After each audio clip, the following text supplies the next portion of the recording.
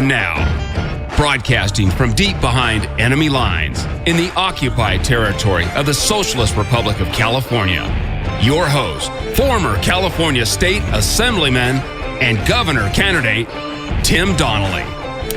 Welcome to the Radio Free California Network. I'm your host, former California State Assemblyman and Governor candidate, Tim Donnelly, and we have got a great show planned for you today. You don't want to miss a single minute of it, and we're going to jump right in. I happen to be reading. Yes, I can read. And there was this incredible headline, and let me just read it to you, and then you tell me if I'm crazy. The non-deported ICE still releasing criminal aliens at a rapid pace. When I read that, all I could think of was the non-deported, like the non-dead, like zombies. Like you got these people, they won't actually enforce the law, so they won't deport them. They're criminals, and they're dumping them back on our streets so that they can have a zombie apocalypse. I don't know. But I thought we would get the author of the article on, who is the Policy Studies Director at Center for Immigration Reform, Jessica Vaughn. Jessica, welcome to the Tim Donnelly Show. Thank you. Glad to be here. Yeah. Hey, your headline really caught my eye. This is crazy. I don't think most Americans know we do not enforce our immigration laws anymore at all, do we? No, and the reason the public doesn't know is because the Obama administration goes around telling people that it is deporting record numbers of people, and other people in the media just parrot this without understanding what's really going on. They've cooked their books to make it look like they're deporting a lot of people, but what's happening is there's almost no enforcement in the interior of the country, which is what most Americans have to grapple with in their daily lives, and that's where we have all of these illegal aliens that ICE agents encounter but are not allowed to deport. Most of them are referred to them because they've been arrested by state and local law enforcement agencies. ICE officers under Obama administration policies are forced to release them instead of deport them, and nobody should be surprised that they go on to commit more crimes. Well, these are very preventable crimes. Yeah, I mean, in California, we had an individual who had two identities, surprise, surprise. He had a driver's license from Utah, and he came to California. In Utah, everybody said he was such a nice guy. He did a great job cutting my lawn. He was the best gardener we ever had. What a super fellow. And then he comes to California, and he assassinates two cops. Just shot him point blank in the head with what the left likes to call an assault weapon. It was just a rifle that can shoot bullets, but he used it. First of all, he got it. I don't know how you get a gun if you're an illegal alien in this country, but you can. Well, that's a federal offense, a felony to be an illegal alien in possession of a firearm. Sure, but we don't enforce any of the laws. We have made California, in particular, a sanctuary state with what we call the Trust Act.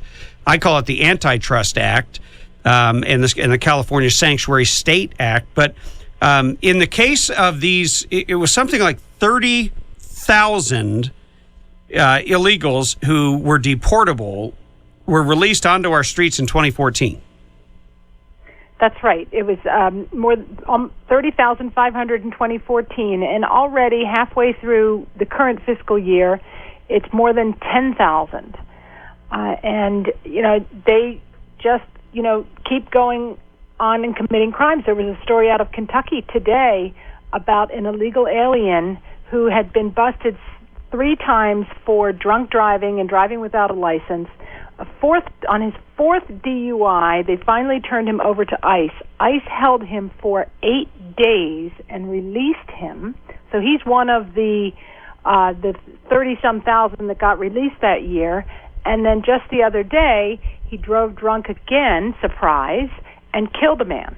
Oh, my riding word. his bike on the road. So basically, and this is repeated over and over again. They're all tragic and all preventable. And this is because you have politicians leading law enforcement agencies who bend to political pressure. I mean, I saw the DHS Secretary Jay Johnson testifying before Congress, he sounded like some kind of weenie Republican or weenie Democrat who couldn't speak the truth if it jumped out of its seat and bit him in the face. And yet his job is to protect the public, but it's politics, not public safety. Right. His job, or the job that he has been assigned by his boss, the president, has been to find ways to dismantle immigration enforcement from within by writing new policies that ICE agents have to follow, or they're threatened with disciplinary action that says you will not deport anyone unless the following circumstances exist. They have to be convicted of a felony, even if they were deported before.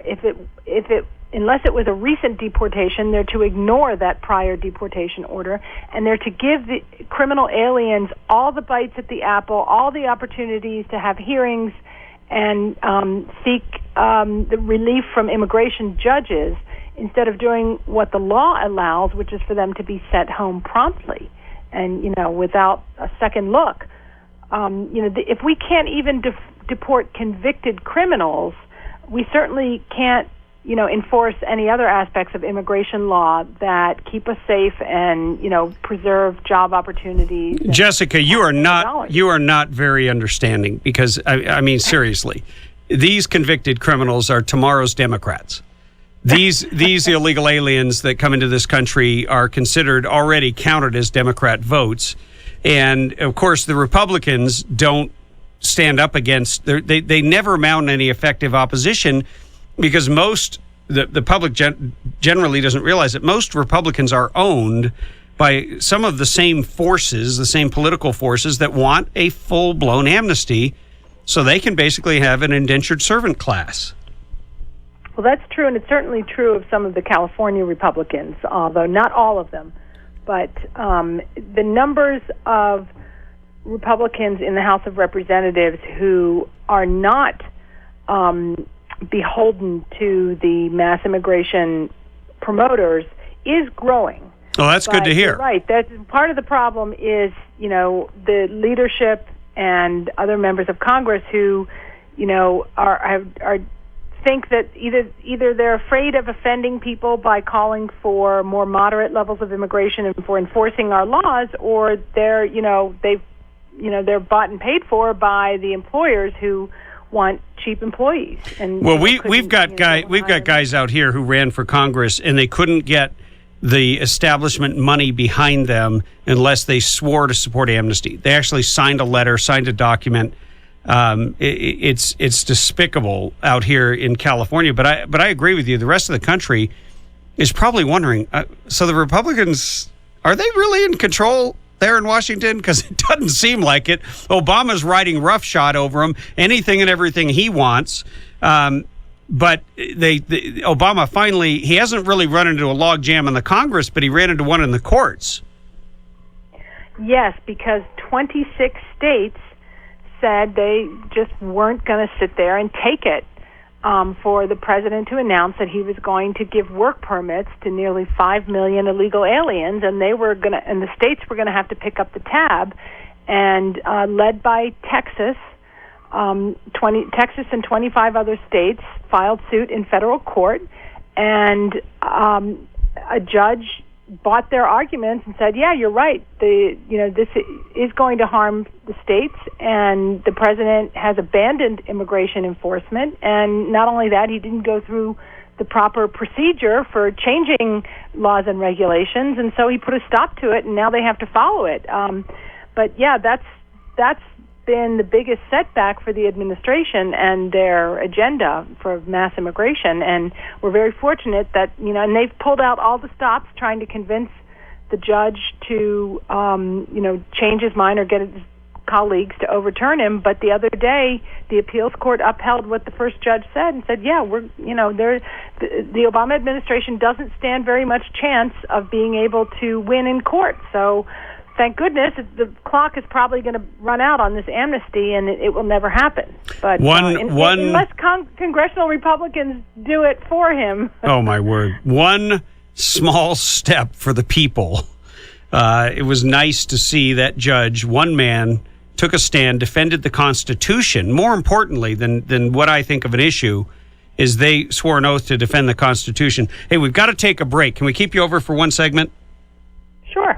Okay. We are talking with Jessica Vaughn. She is the Policy Studies Director at the Center for Immigration Studies, and she has written an extraordinary article. It's up on our Facebook and our website called The Non-Deported. I know it sounds like zombies, doesn't it? Hey, 323-746-TALK. It's a lot more deadly than zombies, by the way. 323-746-8255. If you want to weigh in on this topic, we'll be right back.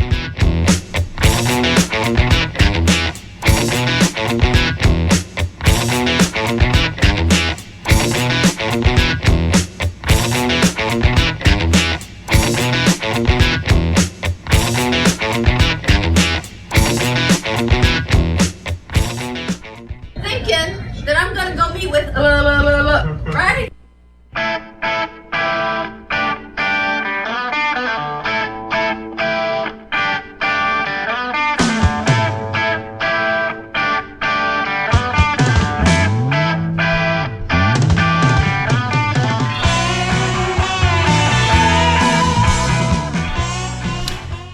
(323-746-TALK) is our number, and we are talking about an article written by Jessica Vaughn, who is the Policy Studies Director at Center for Immigration Studies, called The Non-Deported. ICE still releasing criminal aliens at a rapid pace. And just before the break, we found out, Jessica, you said it was Kentucky, where an individual was killed by someone driving drunk who had previously been pulled over for DUI, not deported.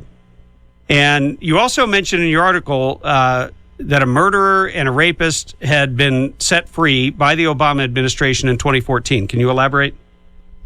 Oh, yeah. Well, more than one in 2014. In fact, that year there were about, 175 homicide convicts and 373 people who had been convicted of sexual assaults. Okay, and slow down. I want to stop right there. 175, you said, convicted of homicide. Correct. So murder. Yes, all different versions of it. Sometimes it's, murder of a family member. They have lots of different charges. Negligent manslaughter with a weapon. But most of them are simple homicide. Well, wait a minute. I want to make one thing perfectly clear. Here at the Tim Donnelly Show, we do not discriminate. We don't care what type of weapon you use. We just care that you committed the act of murder, whether it's accidental or whether it's in a car where you're driving down the highway and you're drunk. That's just as damaging to a family than if you pulled out a gun or a knife or a hammer or a baseball bat or whatever else people use to kill people. But I'm absolutely shocked that this is not like front page news when the whole country is burning. I mean, we're burning city after city after city for one black criminal who attacked officers and tried to get an officer's gun. And we've turned the entire country upside down, but we have 175 murderers let out on the streets and nobody's saying anything. You're right. I mean, obviously crime is not a job Americans won't do.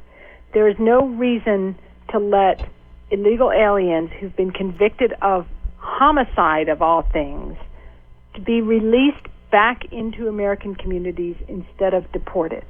Now, the Obama administration hides behind some factors that they say are out of their control, although they are not really. They will hide behind a Supreme Court decision of about a little over 10 years ago that said that if someone's home country won't take them back, you have to let them out of detention after 6 months. But the administration just releases them, doesn't tell anyone about it. They don't try to put any pressure or leverage on these other countries. Well, and more, for not taking Jessica, them back. More than likely, we're giving these countries financial aid. That's right. We could cut off the aid, or we could just do an airdrop, parachute them in. fly over their country, throw them out of the plane with parachutes on, and say, "Hey, have a nice day." Give them a ham sandwich and a Coke, unless a ham sandwich offends them. Then just let them go hungry. I mean, for crying out loud, my producer is going nuts in here in the production booth. She is apoplectic that we don't actually just enforce the law. Right. All we would have to do with these cases, there are a bunch of countries that won't take their deportees back. Cuba is probably the worst offender. Now, of course, the president has just recently been negotiating with Cuba over some things, and a lot of people, including me, think that this issue of not taking back their deportees should have been a condition for opening up relationships with Cuba. Yeah, but I don't believe that Barack Obama, or I don't think I said that right. I don't believe that Barack Obama believes that he is actually president of a country. I think he thinks he's president of the world. And there are no borders, and he doesn't believe in any kind of immigration enforcement whatsoever, because I don't think you can name, because I certainly can't, a single bit of enforcement that he has done, period.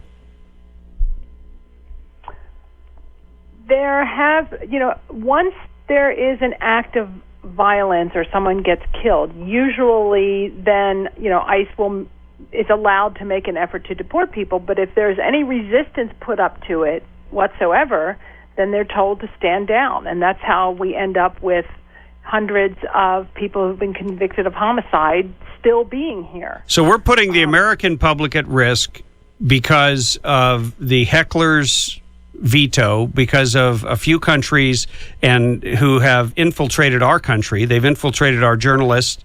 They've infiltrated our media, our education system, where they keep pushing this propaganda. And they keep telling the same lies over and over again until they become the truth.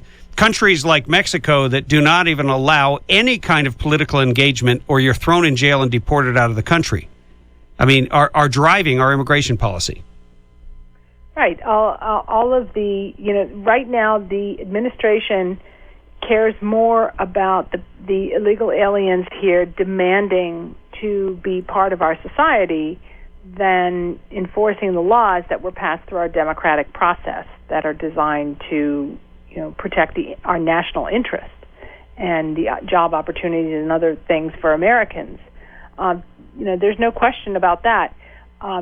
Immigration enforcement is just not important, not something taken seriously. It has been something to be undermined under this administration. And you can see it, despite what the agency spokespersons will tell the media about, how great a job they're doing. If you look at ICE's own records, you find that year after year, the number of people deported from the country has plummeted. And even the number of convicted criminals being deported has plummeted. Well, I saw... They're not allowed to... ICE agents will tell you they sit around all day. They're told not to work. I mean, this is insane. It's got to be absolutely destroying the morale of the Border Patrol. It's got to be destroying the morale in the entire Department of Homeland Security, ICE, Border Patrol, and everyone else. But they're busy. They actually built a facility in San Fernando Valley. This might encourage you. To spy on Americans. The Department of Homeland Security has built a facility to gather metadata, just like the NSA is doing, on Americans. To heck with the border. They aren't going to spy on the border. They aren't going to spy on employers who are exploiting and abusing people and bringing them in illegally and turning them into a modern-day slave force. They don't care about that. So no law enforcement, but they're going to spy on us. My goodness, that's it. Certainly seems backwards, doesn't it? Well, we are behind enemy lines here in California. Let me tell you, but Jessica, I really appreciate the work that you're doing there at the Center for Immigration Studies, and hope that you'll come back on when you've uncovered some more information. But this is an excellent article. It's up at timdonnellyshow.com. And I also put a link to your blog, so if anybody wants to reach out to you, they can get in touch with you. But thank you for coming on the show today. Thank you for having me. No, my pleasure. Good work, and keep up the great work. All right.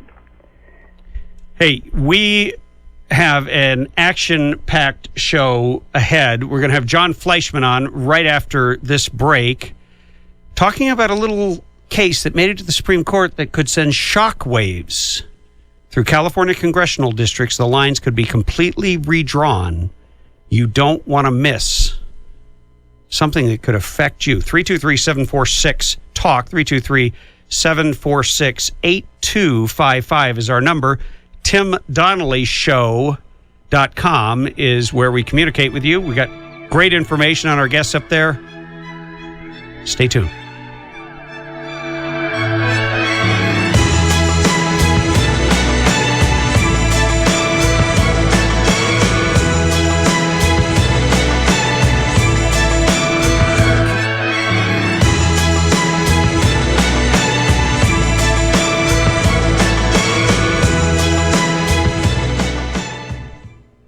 Don't you think it's about time you treat yourself or someone you love to something very special?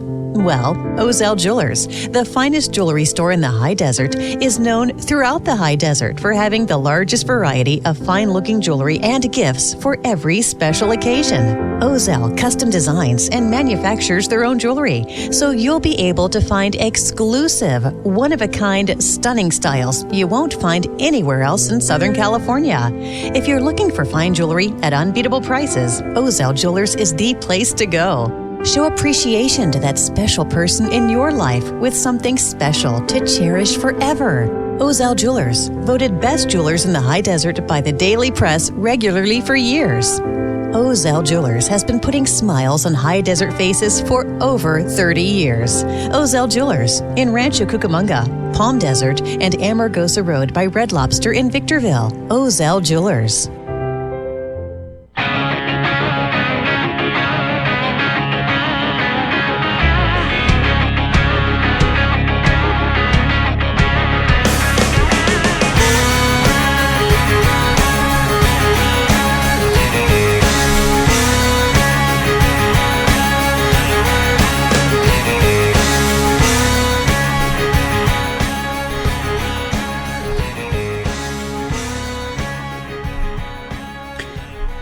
I was just perusing headlines and could not believe, wasn't even looking for it.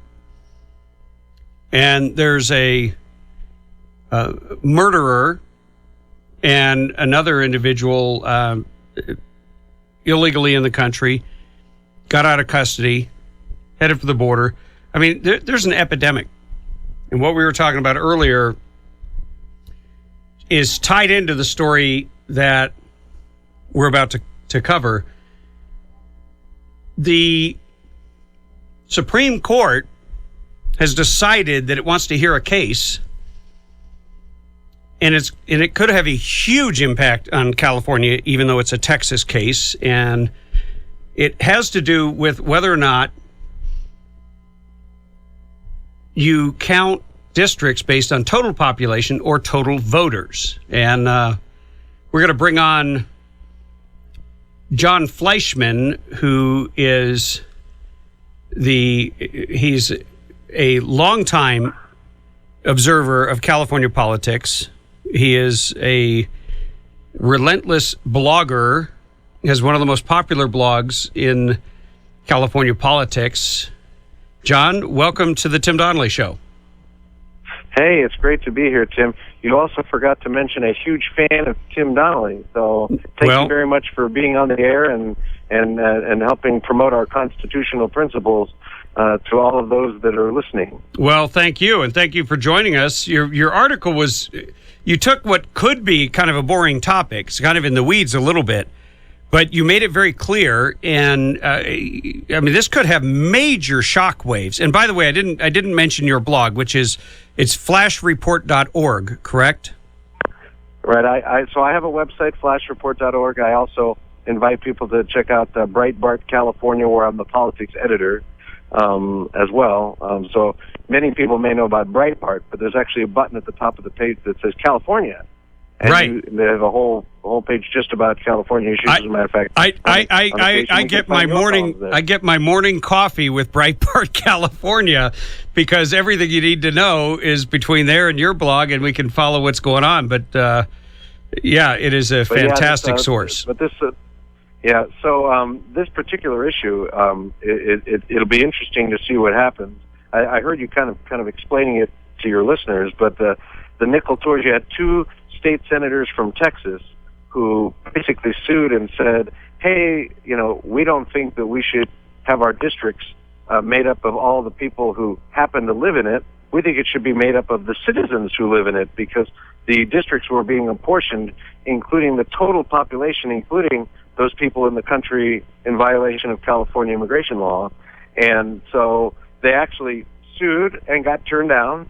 They appealed, got turned down, and then the Supreme Court, in what everyone has said is a surprising and unexpected action, reached down to the appellate court and pulled it up and said, we think there's merit to having a discussion amongst the Supreme Court about this issue. And it goes to the question of one person, one vote, and the results of their decision could be quite dramatic, because and I mentioned this in the column, they could conceivably make a decision that new district political boundary lines for all the state legislative seats in the country, all the supervisor, commissioner seats in the country, city council, school board, water board, that they have to draw those districts to only include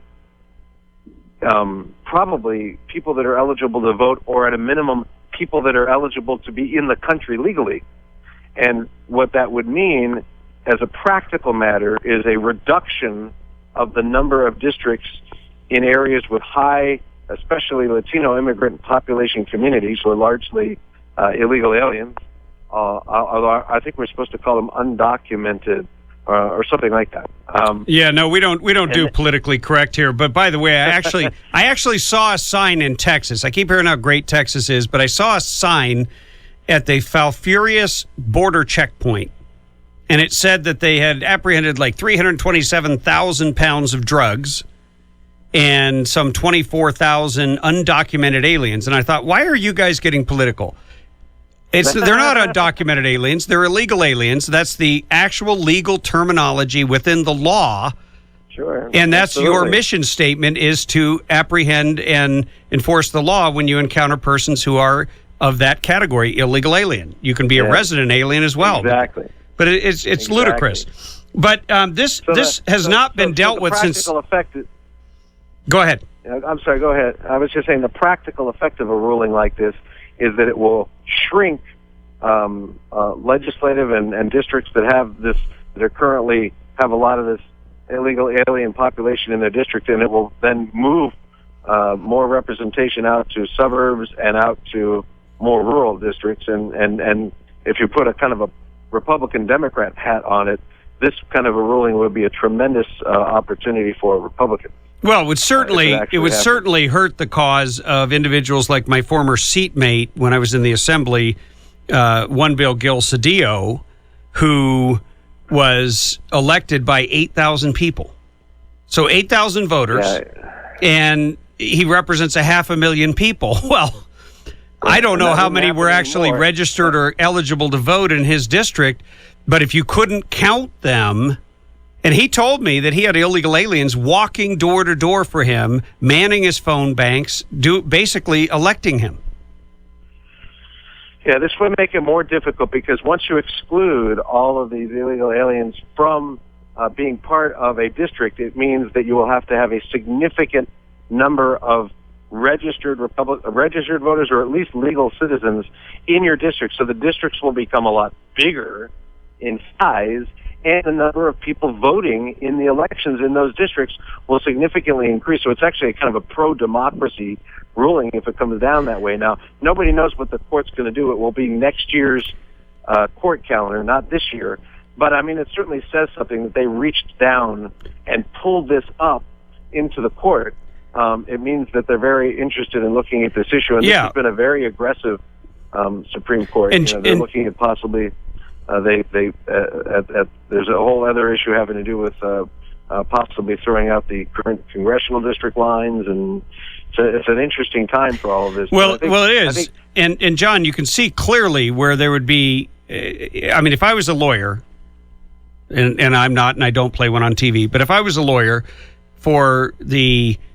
from my viewpoint on this, which is you should only count those who are at least eligible to vote when you're counting a district in which people are going to vote. The first argument I would make is Article 4, Section 4 of the Constitution, where it not only states that the federal government shall control the border and keep us free from invasion, which of course has been an epic failure, but it also says right after that it guarantees that we shall have a Republican form of government. Well, if you are in a district where the vast majority of people are not even eligible to vote, they're not even supposed to be in the country, and yet they're counted within your district, then you've been shortchanged in that your vote has been diluted. Well, and it goes both ways, because also, as a result of that, there are going to be other districts where all of the residents, or virtually all of the residents that are non-immigrant, not illegal aliens, it's like your vote doesn't count as much, because all the voters, all the people that are eligible to vote, are no longer evenly dispersed amongst, say, all 40 state Senate districts or all 80 assembly districts. So in some districts, you've got a tiny group of people who are having the impact, like we talked about in Cedillo's district, 7,000 people voting. And the flip side is go down to some of the areas of Orange County or other areas where it's the exact opposite, and you have huge numbers of people voting, and it really diminishes the very republic that you just articulated is called for in our founding document. So I think it's good that they're bringing it up. It certainly highlights the importance of hopefully everybody staying safe and healthy on the Supreme Court for the next year, because we don't want this president appointing any more any more justices. And I also kind of talk about a little bit in my article, I mean, what you could predict what the fallout will be, right? If they make a ruling like this, then suddenly it's all the white people on the Supreme Court. It's going to be a race war. As we know, there's a professional class of people who like to, I don't know what you want to call it, use an entire community of people as props. I call it race hustling. But you know what we need? You know what we need on this show, Bethany? We need that backup alert notification that a dump truck has, or a garbage truck or whatever, when it's backing up. Yeah, it goes like beep, beep. Yeah, we need that. Anytime the race card is going to be introduced, we need a warning, because it's every 5 seconds, it seems like, with the leftists. Hey, John, can you stay on with us for over one break and maybe keep us posted on what's going on up in Sacramento and continue this discussion? Yeah. Hey, we're talking with... Although I would encourage all your listeners to get some Prozac in the commercial break then. We're going to talk about Sacramento. I can see why I love him. We're talking to Jon Fleischman of the FleischmanReport.org, flashreport.org, but he's also the political editor for Breitbart California, which I occasionally write for, and a whole lot of other great writers, including John. We're talking about an article that could have massive implications. 323-746-TALK is our number if you've got a question. And stay tuned. Don't touch that dial.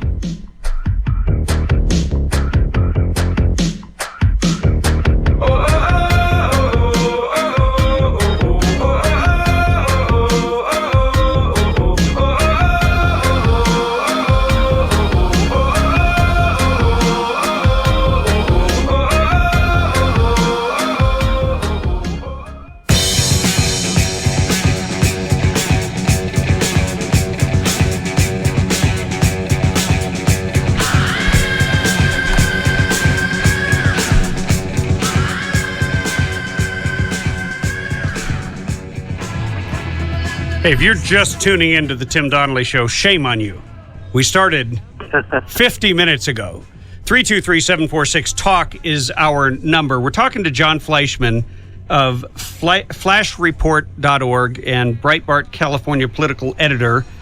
He's written a great article on a Supreme Court decision that could completely transform districts, especially in a state like California.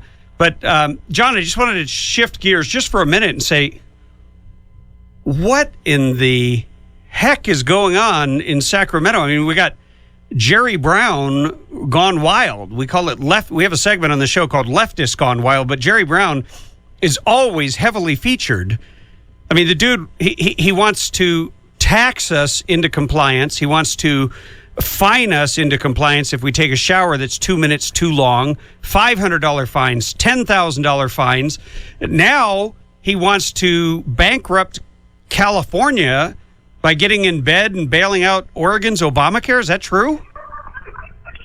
You know, I think part of the real tragedy of the whole situation with Jerry Brown is that, you know, here on your show, you know, truth prevails and facts are what they are. But I will tell you, the media, the mainstream media, the lame media, has gone out of their way to perpetuate some sort of myth that Jerry Brown is somehow more moderate or somehow he provides adult supervision to the Capitol. And as you just eloquently pointed out, he is a hardline left-wing ideologue, you know, and when you look at when all the bills at the end of session are put on his desk, he will veto 1 or 2 or 3 bills almost as fig leaves, and then he signs 98% of all of the bills that the ultra-liberal legislature puts on his desk. And yeah, and they're John, they're not just pissing off Republicans; they're ticking off Democrats. We have a guest coming on later today who is a former Democrat from Berkeley. When you're losing people from Berkeley, you're doing something wrong, and you cannot argue with the fact, no one can, not effectively anyway, that the government has become the greatest threat to our freedom and to our future under Jerry Brown. Oh yeah, well, I mean, right now you can't even turn on your television without seeing how in Sacramento the politicians have decided that state legislation and not parents are going to be responsible for what medications are given to your children, and it's a tragic, slippery slope. You're talking about the forced vaccinations bills, SB 277. Exactly. It's a terrible piece of legislation. Never mind I mean, imagine this. If you have a child and you vaccinate that child and they have a negative reaction, they are physically harmed by that vaccination, and you have other children, those other children, now you're in a family where it has been proven you have a bad reaction to vaccinations. This law makes no provision that even those siblings of the sick child cannot be exempted. You have to vaccinate them, or they can't get an education in public or private or parochial school. Yeah, I single that bill out because in my mind right now, it's the most egregious nanny state bill that I've seen. But there's just so many of them. They just go on. Well, we are absolutely focused on that particular bill for good reason, and I'm surprised that there weren't any headlines when I attended the Democrat state convention. I mean, they put headlines up when I attend the Republican state convention because they know it'll make trouble for Republicans. But I went there with my NRA hat on, loud and proud, and was embraced by 1,000, maybe 1,200 protesters, mostly Democrats or former Democrats. And this is a problem for the leftists. They think they can get away with anything because they have for so long. But I think this bill in particular, John, as you said, it hits you on parental rights. It hits you on fundamental basic freedoms. And the chant they were saying there was, if there's a risk, there must be a choice. And I think that resonates with most Americans. Yeah, well, I mean, it really goes back to the fact that for a lot of these liberals in Sacramento, it's like a religion, right? And so they actually believe that it is appropriate to move responsibility for young people in America away from their biological unit that created them and move that to the centralized government for decision making. And it's a scary step because of course next year it'll be, well, have your kids gotten their teeth cleaned 4 times a year? Have they seen a physician? Because if not, they can't go to school. I mean, what if they partook of National Cheeseburger Day, which it is today? I mean, is the government going to come in and say you can't have a cheeseburger? I mean, are we going to go that far? By the way, just for the record, even though it is National Cheeseburger Day, I every day is National Cheeseburger Day to me, so I didn't have a cheeseburger today just to be different. Well, there you go. I'm going to make This call finds me in Portland, Oregon, but I'm going to find it. There must be an In-N-Out burger here somewhere. So well, you go get one for us, John, and thank you for coming on the Tim Donnelly Show. Thank you for the great article, the great work you do following all of this insanity, and we hope that you'll come back and keep us informed. All right, you got to take care, Tim. Okay.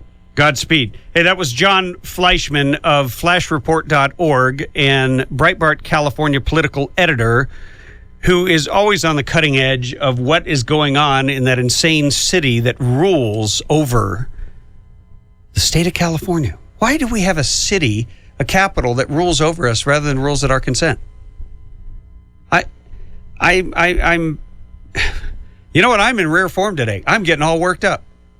I mean, you had to turn the air conditioning on. It got so hot in here. Just from the content of what is in the headlines just today. Coming up, I'm going to talk about a U.S. Marine who was court-martialed for posting a Bible verse. You may have heard that there was religious persecution in the military. Wait till you hear this. Whatever you do, don't touch that dial.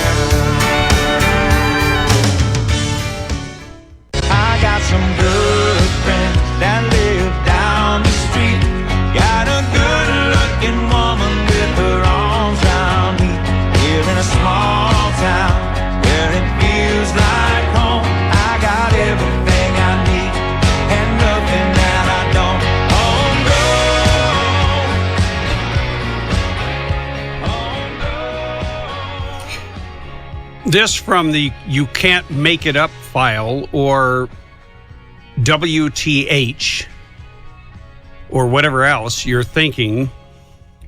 U.S. Marine appeals court-martial for posting Bible verse. Lance Corporal Monifa Sterling was convicted last February for not following orders to remove small strips of paper with a scripture verse from the book of Isaiah she had taped to her computer.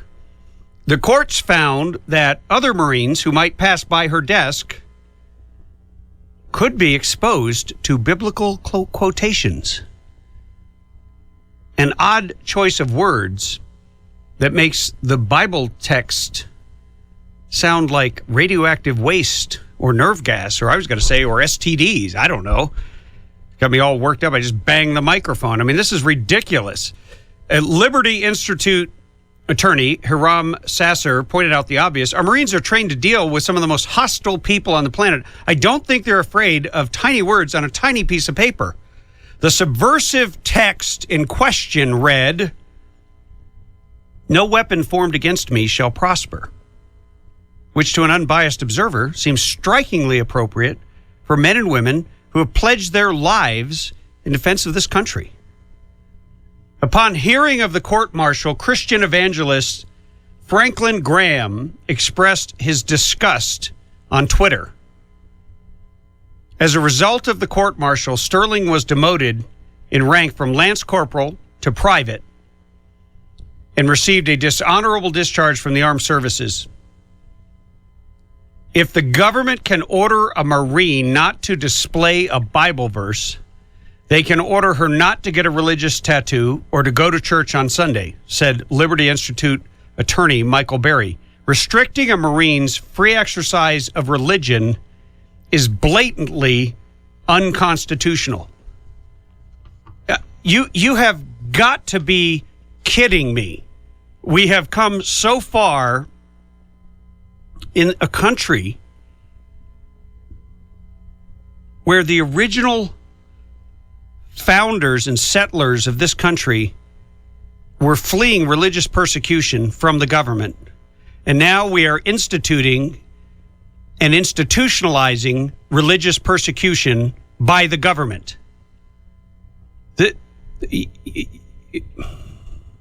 Okay, I'm about to blow it.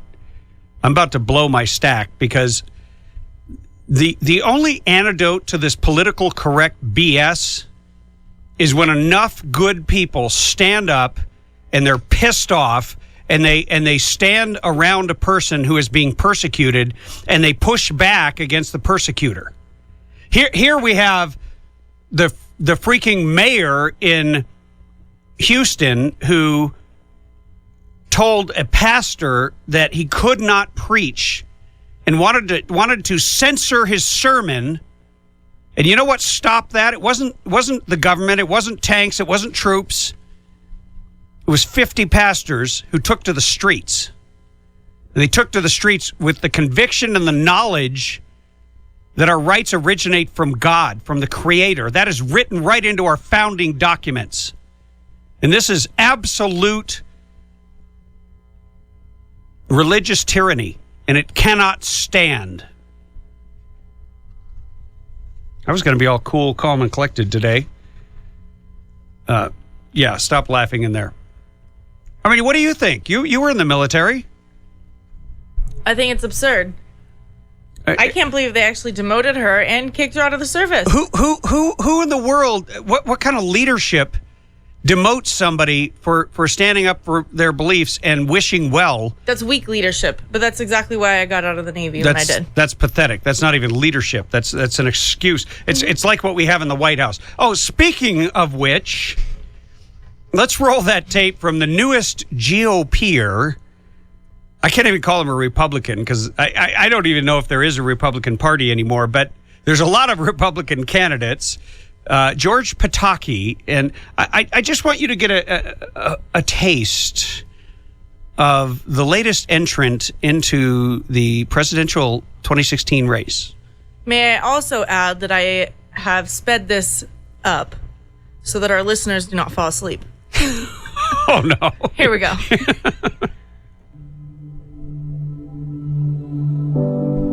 America has a big decision to make about who we're going to be, what we're going to stand for.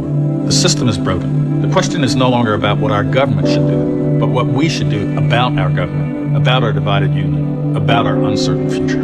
We are founded on a miracle, a heroic past built on courage, on inventors, visionaries, and heroes, a God-given belief in the nobility of the human spirit, and the fact that liberty is the only way for that spirit to thrive.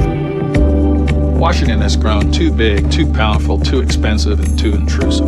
This is exactly what the Founding Fathers feared. They knew all governments have the tendency to grow endlessly and ultimately to take power from the people and give it to themselves, the politicians. It is time to stand up, protect our freedom, and take back this government. I was a Republican governor in a very deep blue state, the state of New York, and I was governor for 3 terms. And it's because, at the end, people realized my vision was not a partisan vision, it was a vision about people, about what we could accomplish together. When I got elected mayor, the last thing in the world I thought about is someday I could be governor of New York State. I was this unknown person from Peekskill, not exactly Manhattan or New York City. If you care about people, you don't have to be governor, you don't have to be president, you don't have to be a U.S. senator to try to impact their lives. We can pass all the laws in the world, have all the rules and regulations, but unless we have men and women like you prepared to risk your lives to defend this country, they don't mean anything. God bless you all, and lunch is on me. We have always understood that we have a common background and a common destiny. And when we stand together, we can accomplish anything. I saw that on the streets of New York in the days and weeks after September 11th. We understood we were all Americans who had been attacked and were going to rise up together, and we did. We need to recapture that spirit, that sense that we are one people. When we do, we will stop empowering politicians and empower ourselves with the opportunities to have an unlimited, bright future. We, the people, not Washington, are equipped to lead this nation. We, the people, can make a difference. We, the people, are what make this nation great. When we stand together, Americans can accomplish anything.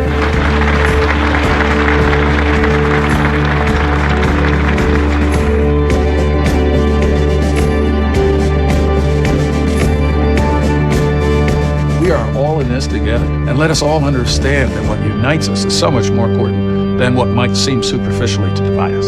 If we are to flourish as a people, we have to fall in love with America again.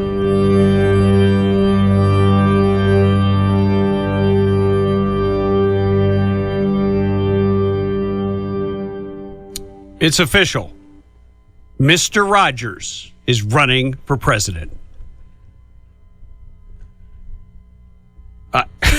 I'm just speechless. I'm sorry. I have never heard so many cliches, and I have never heard them expressed with so little passion and conviction.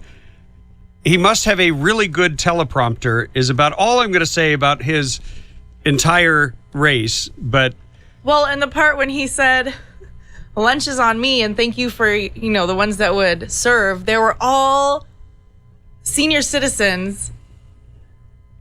These are people who have already served. They've already served. They've served, they've paid, and he was making reference to a quote by a great orator. And if you're going to be president, you need to be a great orator. That's simply it. You can hate Barack Obama, but he was a great orator. Abraham Lincoln was a great orator. And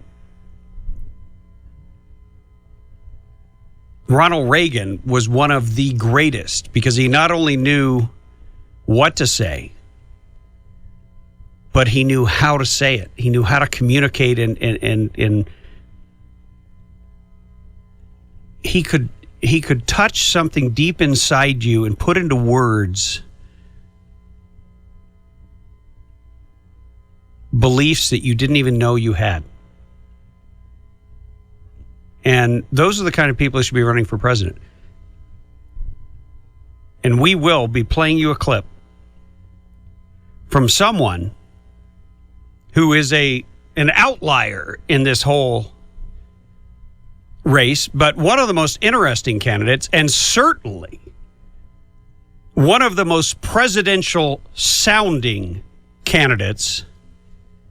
We'll be playing that for you right after this break. 323-746-TALK. 323-746-8255.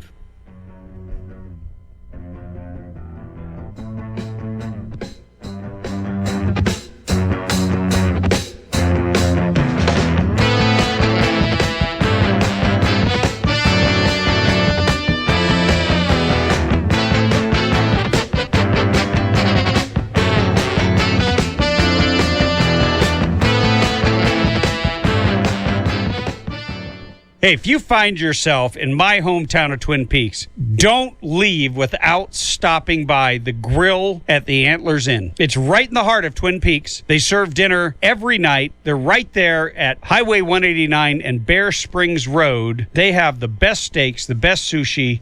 No matter what you have, make sure you call ahead for a reservation. 909-336-2600. 909-336-2600. And tell them Tim Donnelly sent you.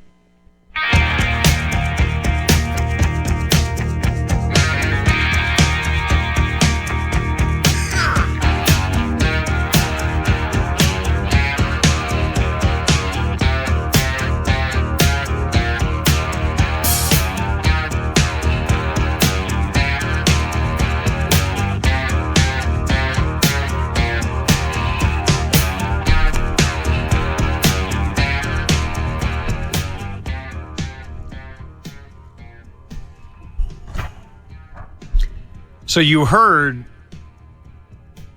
that Mr. Rogers has jumped in the race, but I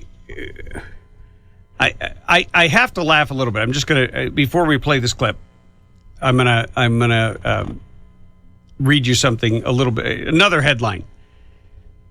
You know it's presidential election season when people like New Jersey Governor Chris Christie do a flip-flop. I met Chris Christie at the Republican Governors Association when I was running for governor. I sat in a seminar where he preached, where he talked, where he advocated, where the Republican Governor's Manual, which I still have, had examples for how to undermine and make people who oppose Common Core feel like a complete idiot, how to destroy them publicly, embarrass and humiliate them as some kind of a Tea Party crackpot. These are actual words in their guide, the Republican Governor's Election Manual. And you don't get one of those unless you actually go there as a gubernatorial candidate. I think they were horrified that I showed up because I actually believe in things. And instead of arguing with them there, I listened. And I took notes. And of those who were most passionate at denouncing those who had concerns about Common Core, about increasing government control, about instituting a completely untested set of standards, all of a sudden he's done a flip-flop. So we now have a flip-flopper. I wouldn't want to be anywhere near, the edge of the pool when that man does a cannonball, but he did a flip-flop. And somehow he thinks that's going to help him. I don't think it will, but without any further ado, I want to roll a clip, and I want you to listen to somebody who knows how to communicate passion, conviction, ideas, and solutions with very few words. And joining me now is Republican presidential candidate Carly Fiorina, who is here in South Carolina as well today.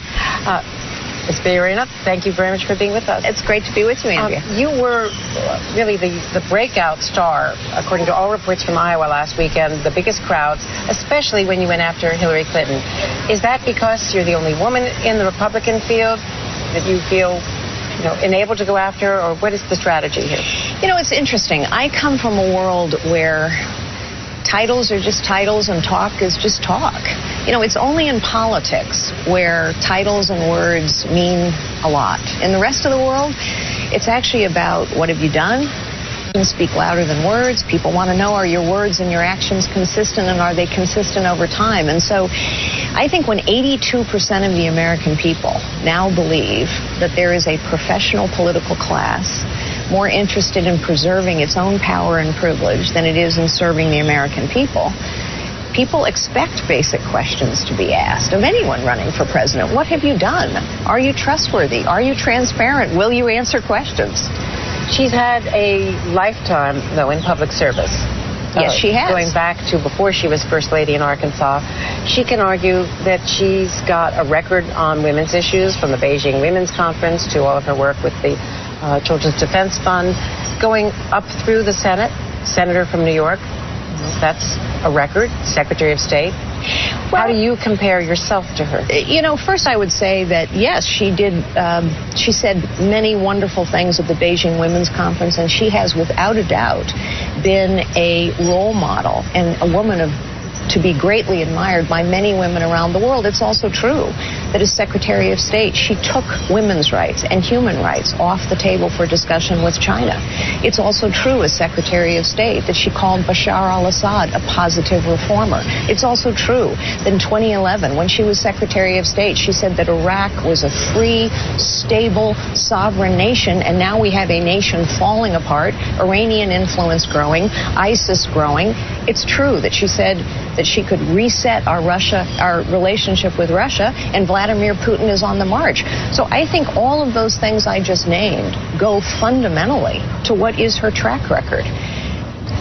You could also argue that a lot of Republicans in the White House and in Congress supported those policies. Absolutely. Waged the war in Iraq. That's right. And by the way, every single Republican candidate has been asked about their vote for the war in Iraq. The one person who's not been asked that question, because she won't answer the question, is Hillary Clinton. The one person who was on the job in 2011 when Iraq started to fall apart was not the Republican nominees or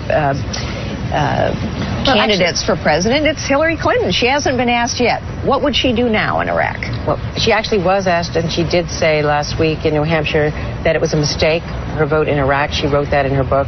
So she's spoken of that in New Hampshire and in Iowa. She hasn't said what she hasn't had a news conference. She hasn't said what happened from 2011 when both she and President Obama declared victory in Iraq. They declared victory in Iraq in 2011. She was the Secretary of State. No one is declaring victory in Iraq now. What happened? What would she do? What would she have done? What would you do now against ISIS? I would do very specific things. First, instead of having a Camp David conference to talk our Arab allies into a bad deal with Iran, I would have had a Camp David conference to talk with our Arab allies about how we can support them to fight ISIS. Let me give you very specific examples. The Kurds have been asking us to arm them for 3 years. We still have not. The Jordanians have been asking us to provide them with bombs and materiel. We know King Abdullah of Jordan. I've known him for many years. He took the appropriate leadership steps when a Jordanian pilot was burned alive. He was here in this country asking us for bombs and materiel. We haven't provided him with any of them. He's now looking to China for that. The Egyptian president, a very brave and pious Muslim who has said there is a cancer in the heart of Islam, has asked us to share intelligence. We are not. The Turks have asked us to help them topple Bashar al-Assad. We are not. There are a whole set of things that we've been asked to do by our allies who know this is their fight, and we're not doing any of them. So I would hold a summit and talk with them about that. And what about the issue of Hillary Clinton saying she represents everyday Americans? Here she's talking about equal pay. Do you support equal pay for women? Of course I support equal pay for equal work. And that's why in 1963, when a law was passed guaranteeing that if a woman is being discriminated against in the workforce purely because of her gender, she should take every advantage of the law. But I also know this, a seniority system, which exists in the federal government, that allows a man to watch pornography all day long in the federal government and earn the same pay, pension, and benefits as a woman sitting next to him trying to do a good job. That is not equal pay for equal work. And the seniority system and the federal government that promotes that seniority system and the unions as well, they're not willing to talk about that. So before federal government or Hillary Clinton, who by her own measures is not paying women equally in her own office, nor is President Obama, before they lecture others, maybe they ought to look into their own offices or look into the seniority system in the federal government. Are you being discriminated against by the Republican National Committee trying to keep you and others who haven't run before perhaps and don't have the name identification and the poll results yet? Are you being discriminated against by being kept out of the initial debate? Why do you assume I'm going to be kept out? The debates are not for another 11 weeks. I'm actually glad to have a goal. I'm glad to have clarity about what it takes to get to that stage, and I will work very hard to meet the goal. Love her. Love her. Stay tuned.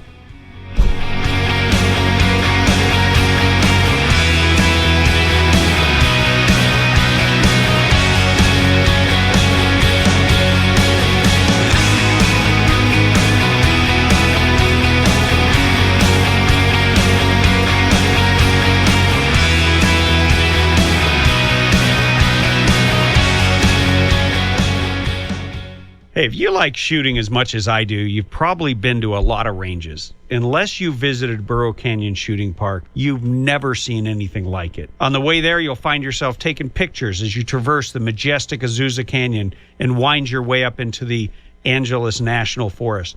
With over 600 acres, including 19 private ranges, there's something for everyone. There's rifle and pistol ranges for beginners, right up to advanced shooters. And there's plenty of spaces to shoot sporting clay. You can make a family day of it, or you can bring a group for team building exercises. Bring a picnic lunch. On the weekends, they provide lunch. And don't worry, they always have ammo in case you forget yours or run out. One thing I can guarantee is that once you visited my friends at Burro Canyon Shooting Park, you'll be hooked and you'll keep coming back. BurroCanyon.com is their website, or call them at 626-910-1344, 626-910-1344.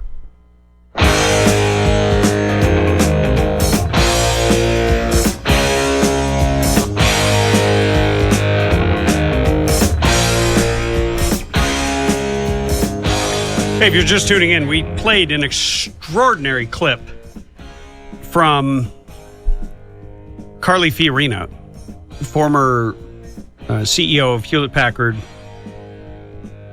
She was being interviewed by some MSNBC hack. I forget her name, but she was so pathetic. The woman kept trying to defend Hillary and make Hillary into something she isn't. Meanwhile, back in California, but it actually happened right after it happened in South Carolina. This interview took place outside of an event where Hillary was speaking. That's the funny thing. She went there, sought the press while Hillary is dodging the press, and she had such command And isn't that what you wanted, a commander-in-chief? I mean, somebody who's going to lead the country? We're going to have to replay that clip at some point, because I've never heard in such a short piece of footage. What was that? Like 6 minutes? I think it was 6 minutes exactly. You heard someone who intimately knew all of the other leaders of any significance on the world stage related to the issues that were being brought up. She had solutions. She had optimism. She also tore Hillary from limb to limb without being mean. I don't know if you noticed that. Did you notice how she wasn't being mean? I mean... No, she wasn't being mean. I think she was very stern and she was very confident. Well, she was confident and she was competent in that she said, hey, look, Hillary claims to be a champion of women's rights.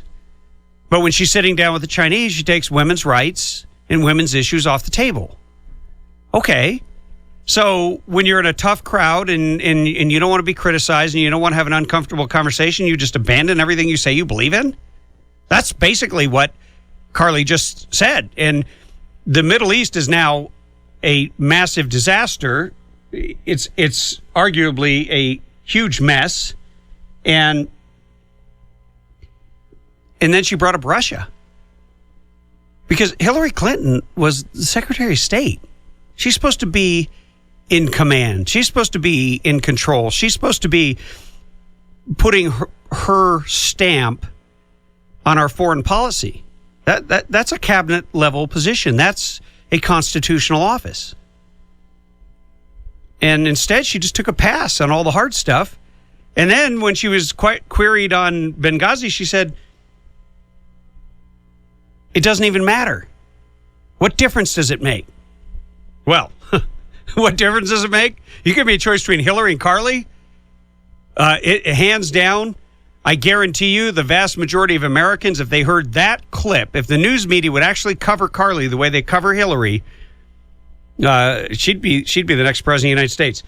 Hey, speaking of competent women who are in command of the facts, we are going to bring on a friend of the Tim Donnelly Show who has been a hawk on the SB 277 forced vaccinations issue.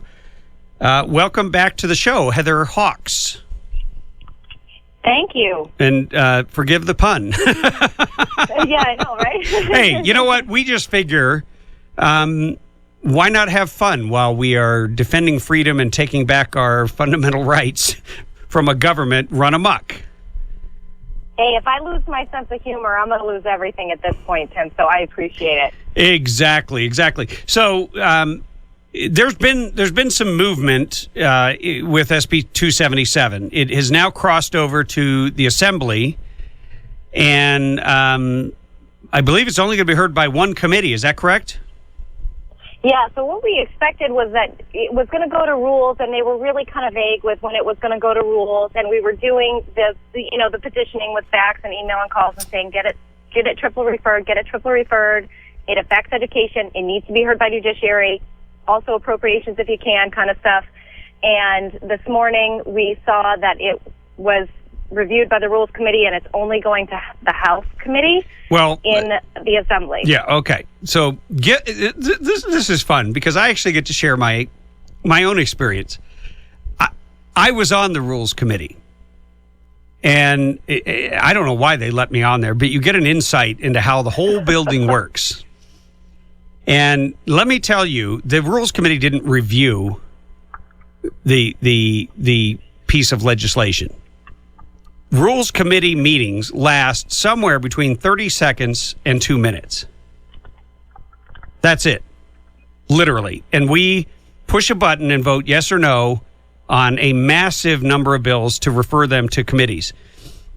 But when the Democrats start to face opposition, instead of playing by the rules, which, and by the way, the Rules Committee does have a set of rules to which they say they're going to govern the body, the assembly, the people. When they don't like the rules, they just change them.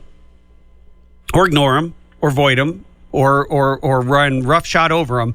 But the bottom line is, they don't like the public scrutiny, and that means that we, the people, are having an effect. Heather, it means that when we gathered outside of their enclave in Anaheim, where they were feting themselves and gorging on steak and lobster while pretending to represent the common, average, ordinary Californian, they didn't like having 1,000 or 1,200 or 1,500 people outside demanding that we get a choice and that they respect our rights. Yeah, we definitely felt that. We felt the sort of the way everything was being handled shifted after the Democratic convention. That means we're being effective. So, we've got to continue to be effective. We're going to have Caitlin Obelski, I'm probably saying that wrong, on later today talking about an amendment that has been put forth and that we're trying to get someone to carry up there. But I think we need to have a big rally. I think we need to put pressure on them. I think we need to get 5,000 people to surround that Capitol and shake that building and let them know that we are not going to have our rights infringed, period. Yeah, we're working. I mean, that was our first plan. After we found out this morning, that was the immediate next step, was start planning the rally. So I'm glad to hear you say that. It makes me feel like, okay, we're going to continue to do what we should be doing. It's hard to know in something like this what the best move is. So I really appreciate you saying that, because that lets me know we're doing the next thing that we can do. Well, there's a lot of people thinking that. I've talked to people all over the state today, and preparations are being put in place. And this is not, you're not going there to just quietly stand in the hallway in the summer heat and be ignored. We're talking about people showing up, surrounding the building. There'll be a place where you go, but then strategically filing in the building, making their voice heard in the hearing room, and the media will not be able to ignore that. That's the key, because they can ignore us in Anaheim, they can ignore us in little committee rooms, but they can't ignore when you shake that building to its core. And as a former assemblyman, I can tell you, there were times when there would be rallies outside that were so loud that we would actually stop and go to the window and see what was going on. Wow, that's good to hear. I mean, there's part of that concern. This is, we've had some really big numbers up there. I mean, we've had up to 1,500 people up there before, and we filed through and opposed, and they didn't do anything. But the media is really where we're leaning to for this to get exposure, because that's become the primary concern here is the behavior of how they've handled this thing going through the different committees. Well, look, here's the thing with the media. The media is like think of human nature. If you talk to somebody and it's a person who is no longer friends within a certain group, then you're sort of ostracized for doing that. If you talk to, and the same is true in politics, if the media gives a spotlight, a camera, a voice to a thorn in the side of the ruling party, which is the Democrats, the what I call the Marxist mafia that control California's capital, then what happens is then they'll cut off access to you, and you won't be able to interview the powerful people who make everything tick in California. Well, if we hold a big rally, then we give them cover. If we hold a massive rally, they can't ignore it. And that's something that's made for television versus going into a hearing. That's more one-on-one with those who are sitting in that hearing room. Right. So strategically, it's just a very different approach, and I just think it's time. And I certainly think, given the rally and the numbers that were in Anaheim, given the growing opposition, growing into a movement across the state. I mean, you've even said it. There's so many groups you can't keep track. You've got the Tea Party, you've got the ACLU, you've got hardcore conservatives and communists all on the same page saying, "Hey, we want the freedom to choose." Yes. Well, you got me all worked up now. I was trying to be all laid back and laissez-faire, and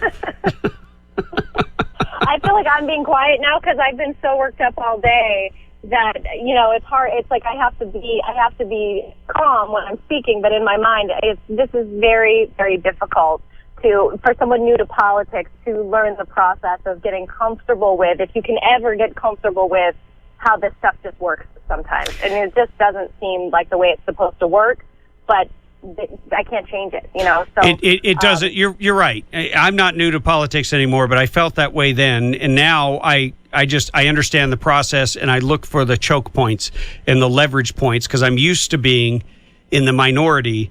But there is a way to mount what Jenna Elfman described as effective opposition, and effective opposition means that you get the job done and you don't give up until you have defended your freedom and gotten your government to actually listen and rule at your consent.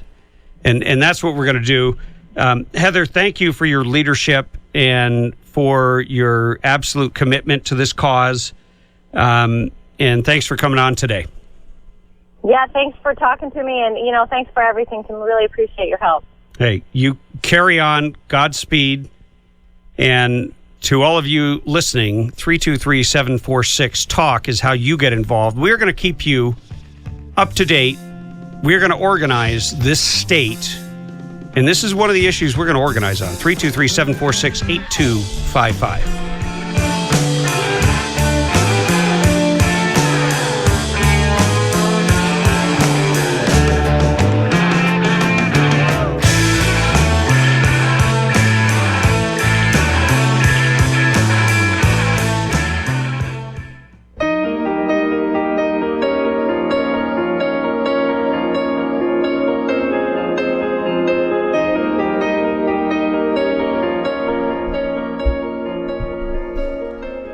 You are tuned to the Radio Free California Network, where we expose the hypocrisy of the left wherever it may occur, and we are always on the watch for government abusing its power and abusing the citizens. We have been keeping you up to date just before the break on SB 277, which has only been referred in the Assembly to a single committee. And that's unprecedented. When it's heard by 3 committees on the Senate side, it's usually heard by 3 committees on the Assembly side. That's just how it goes. It's parity, and it gives individual citizens multiple chances to make their case, but they don't want that. They don't like citizens getting involved and making them feel the pain because they won't see the light. But we have a caller who is telling us that government is running amok and giving out tickets for people washing their cars. April from Victorville, thanks for coming on the Tim Donnelly Show. Hello.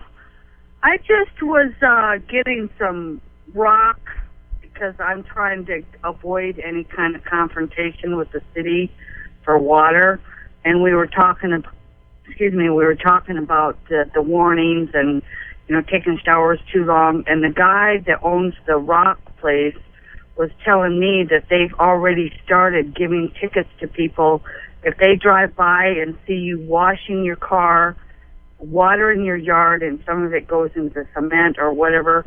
They're giving people tickets. They're just putting them on the door and then mailing you a copy of the tickets. And he was saying that he's been told by like 5 different people that they've gotten tickets already. And it's like, how do we stop this? I mean, somebody like me, I don't have the money to go to an attorney and fight it because it's the principle of the thing. Well, yeah. I mean, here you were. And by the way, April, you're going to pick up rock to replace your landscape, right? So that you don't have anything to water, right? Right. Yeah. I mean, you're doing exactly what Jerry Brown asked. Actually, you're complying, trying to cut your water usage by what, another 25%? Yes. And the drought police, the water cops, are running around slapping tickets on doors right and left. See, this is called government gone wild. When government, I think Bethany you almost spit out your drink when I was talking. But what once they get a revenue source, they get addicted to it. And so expect this to ramp up, but look, the only thing you can do is educate yourself, is arm yourself with the facts, by the way. I'm not talking about arm yourself, even though I believe in arming yourself for a different reason. Right. But you need to organize with your friends and neighbors, just as individuals, come together as a group. And if I were in your shoes and I were leading such a group, I would show up at the city hall or the courthouse or whatever. They're usually pretty close together. And I would have about 10 or 15 or 50 of my closest friends. And I would, if I got a ticket, I would make 50 copies of it. And I would have all of them walk in with me, and I would rip it in half and throw it at them and walk out. I mean, this is ludicrous. And so the answer to this is exercising your right of civil disobedience, of protest, of taking a stand. Now, what's the worst they're going to do? Come and increase the fine? Or are they going to come and take away your water, your spigot? I mean, for crying out loud, where does it stop? Well, exactly. And it's like, I'm already trying to be compliant and all that stuff. But it's like, whose fault is this? This is not my fault. I mean, well, hold on. That's your first mistake. Why are you trying to be compliant? What did you do wrong? Well, I'm trying to be compliant more or less just because I'm getting older and I'm tired of do yard maintenance, but I also don't want, I own my own property. I don't want to lien on my property because of this, but it's just, it's ridiculous. And you betcha I am going to be at the next city council meeting. Yeah, it's Jerry Brown that did not manage the resources of this state. He has been our cotton-picking governor for 5 years, going on 6. And he hasn't done a damn thing. He hasn't built the dams we need. He hasn't increased water storage. He wants to build that damn train. You got me all worked up now, April. Thanks for calling. Thanks for calling. Godspeed.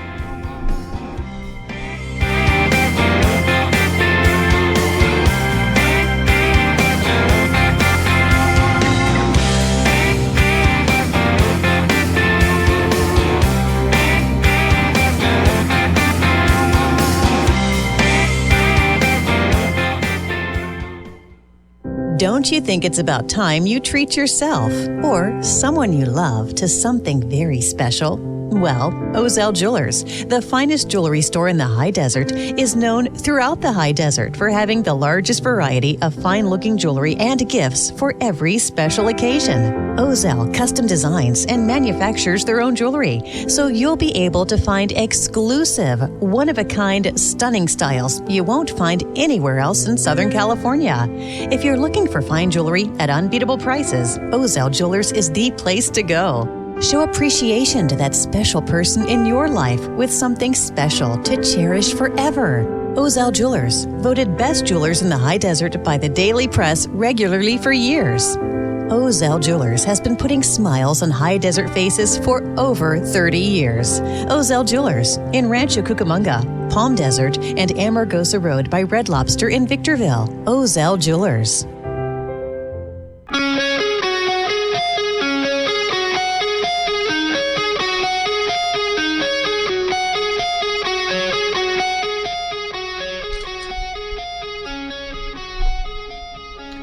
Hey, welcome back to the Radio Free California Network, where we've been having more fun than a human being should be allowed to have. Last segment, Bethany Nosko, the Noskinator, almost, that was pretty epic. She almost spit all over the board because she had just taken a drink, and I said something so compelling and funny. I think we're going to make it a new segment. Well, I think for Halloween, I'm going to be Government Gone Wild. Government Gone Wild. I mean, you couldn't come up with a better segment name for what we're talking about now. Yes, we are going back to that egregious bill that has united. You heard earlier Jon Fleischman, who is ardently one of the most conservative commentators in the state of California. You heard Heather Hawks, who's a mom, never been involved in politics. I don't know what her politics are. We never discussed it because it doesn't matter. But we have on the Radio Free California Newsmaker line a young lady that I contacted this morning after seeing a press release. She is an attorney and she's an attorney from Berkeley, has a very impressive bio, and has written an amendment to SB 277 that would basically hold the vaccine makers accountable for the injury that their products might do to individuals. Because right now, our government protects them. It's like the mafia. They protect their own. And so we have Caitlin Obolsky on the line from Berkeley. Welcome to the Tim Donnelly Show. Hi, thanks for having me. It's great to have you on. And, you know, you told me when I first talked to you that you, first of all, you're a mom, and you have vaccinated your children. Yes. And you homeschooled. You choose to homeschool. Both you and your husband are attorneys. Yes. And you brought up the fact that you used to be a Democrat, and you were a pretty involved Democrat. Yes. I was a lifelong Democrat. Before I could even vote, volunteered to be a poll monitor. I was a congressional intern for Tom Lantos. And this bill basically showed me that the Democratic Party does not care about me or my family. And so last month, I wrote an open letter to the Democratic Party, and I said, because of you, I'm now a Republican, and I've received my voter registration confirmation in the mail, and I look forward to figuring out who I'm going to vote for, because it's not going to be Hillary Clinton. Yeah, you were saying that when Hillary made a comment and basically endorsed SB 277 and vaccinations for all, that really set you off.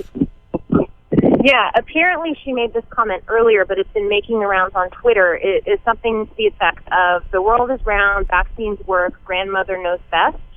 And, I mean, could you have a better example of paternalism? I mean, here it's maternalism, but I will be deciding what's best for my family, not the government, and certainly not people who write bills like SB 277 that have open-ended clauses that say, and any other vaccine we ever feel like, the end.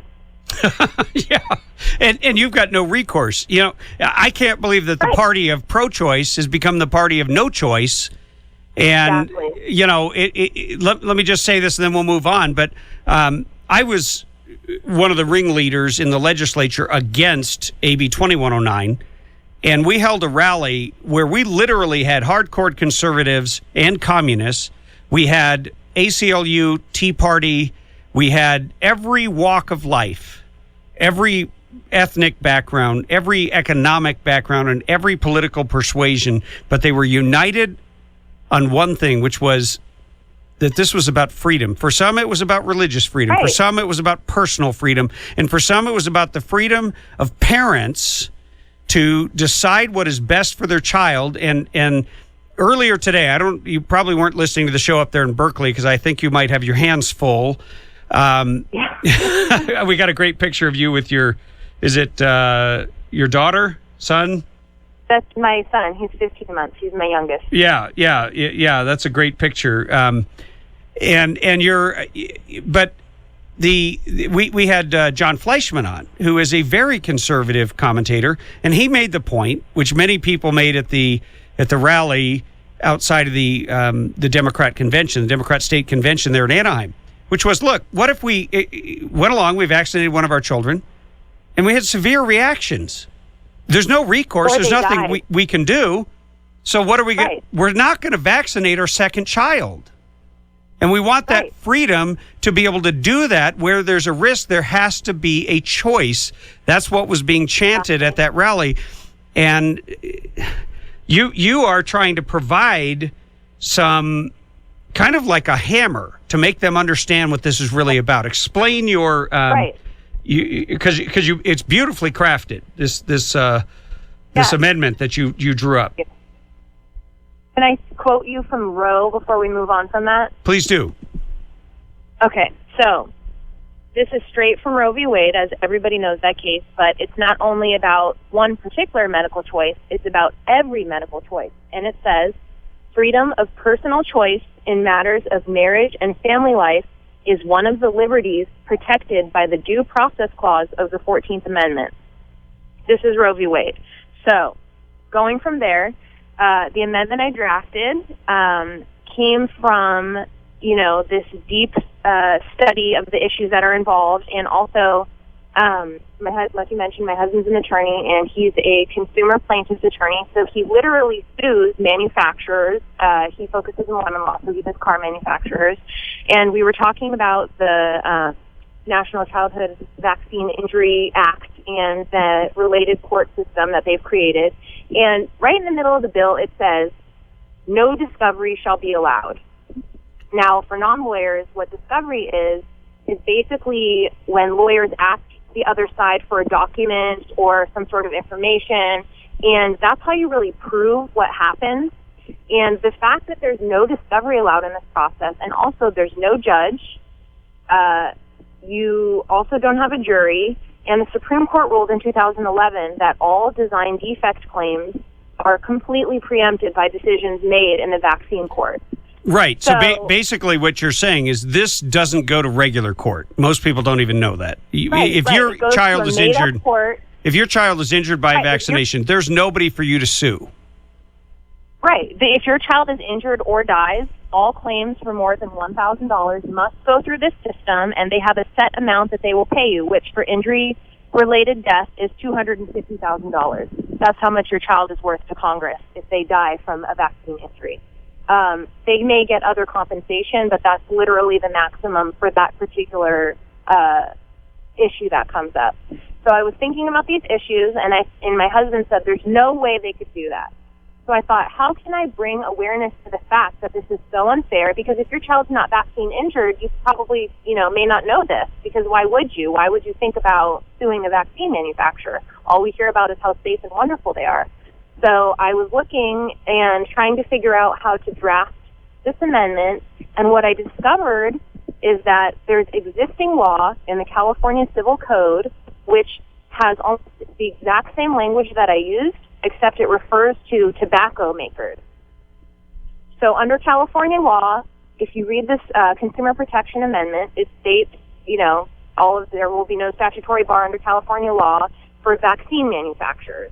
So if the legislators do not agree to this amendment, you can sue a tobacco maker for suing your child, but you cannot sue a vaccine manufacturer for killing your child. Wow. In California. And let's be clear. You have a choice about smoking. You don't have a choice about whether or not your child is going to take the 35 courses of vaccination by the time they are 2 years old if you want them to attend a public or private school in the state of California. Any school. Any school. Any school. The only option is to homeschool, which, what kind of an option is that? You should be allowed to reach decisions by yourself because they're best for your family. Since when did California become the decision maker in regards to health, in regards to education? It's really sickening, honestly. Well, and look, this comes down to control, and it comes down to when you increase control over the people, then you need regulators because you've passed regulations and new laws. And so then when you have regulators, in many cases, They form into public sector unions, which then legally bribe politicians to increase regulations on us. And they look for any chance in the headlines for any kind of a crisis. If there's a gun shooting, they want more gun control. If there's anything to do with like the measles, the outbreak, no, they don't want to shut down our borders. They don't want to actually enforce those laws. They want to take away your right to choose what's best for your child. And a whole lot of Americans, and Californians in particular, are reacting, and there's a movement growing against this. Right. And like you said, the measles epidemic, for example, if you look at the Senate analysis when they voted on this, it says a majority of the measles cases were in adults, not even in children. Yeah. And at least one of them was someone who had come into the country legally, mind you, they had flown in, but they brought measles here. And that's a risk of living in a society where we don't wall people out. We want visitors. We want tourists. We want you to come here and spend your money. And, you know, we do not have a problem with diseases in California. We have largely wiped out almost everything. And you not vaccinating your second child or first child or whatever it is that works for you is not a threat to that. Hey, we've got to take a quick break. Caitlin, can I put you on hold? Okay. Hey. Yes. It's great to have Caitlin Obulski on, who's a lawyer who's drafted an amendment that's going to get the attention of our government in Sacramento. More coming up after the break.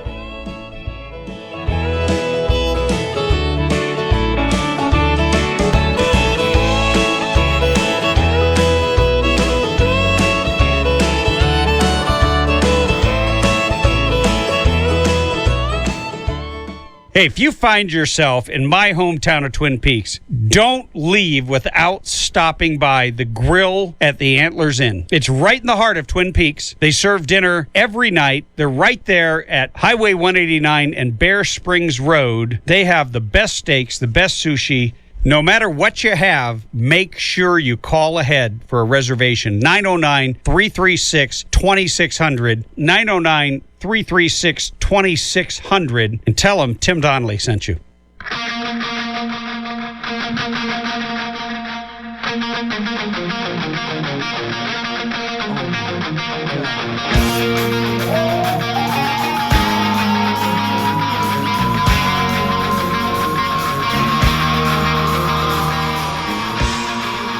Hey, you know something is brewing when Republicans and Democrats get together against the political establishment, which in California are the Democrats.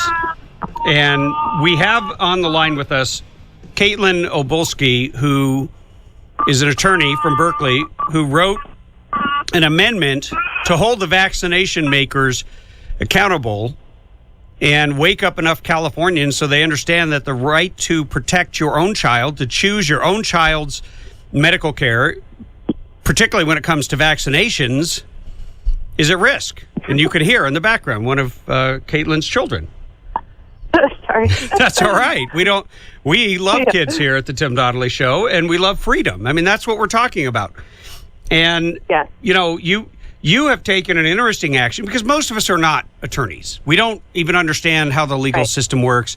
We don't know how to, and what you did is you grabbed the language that was in California code already that essentially allows individuals to sue tobacco makers, cigarette makers, and hold them accountable. And so now you're saying this should apply to vaccination makers rather than have it go to this vaccination court where the government basically protects them and limits how much exposure they have.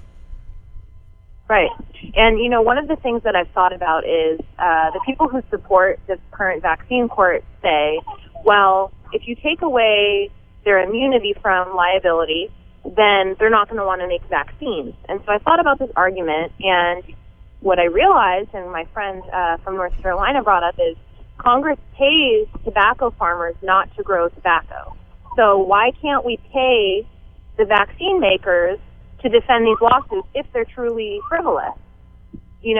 Well, And look, there if you are have a other frivolous ways that are lawsuit, if you have a frivolous lawsuit, right, it's it up will to be dismissed anyway. It's up to, well, it won't Right. be. It might not be in California, but it's up to the judge. The judge has an obligation to do that. Right, you have a judge. Right.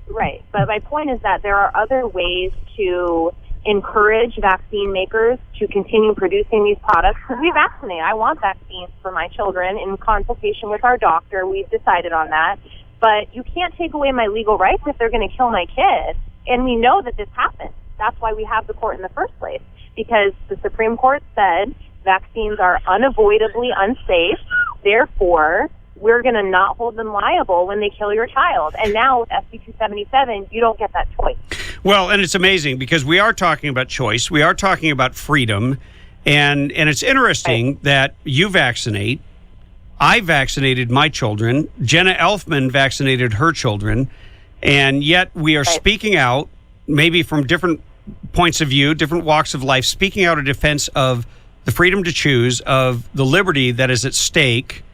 And I don't know if it gets under your skin the way it gets under mine, but when I hear the government say you will comply and we're going to force you into compliance or else. You know what they said on Twitter? They said parents do not have the right to refuse medical treatment for their children. This is the people who are fighting for this bill.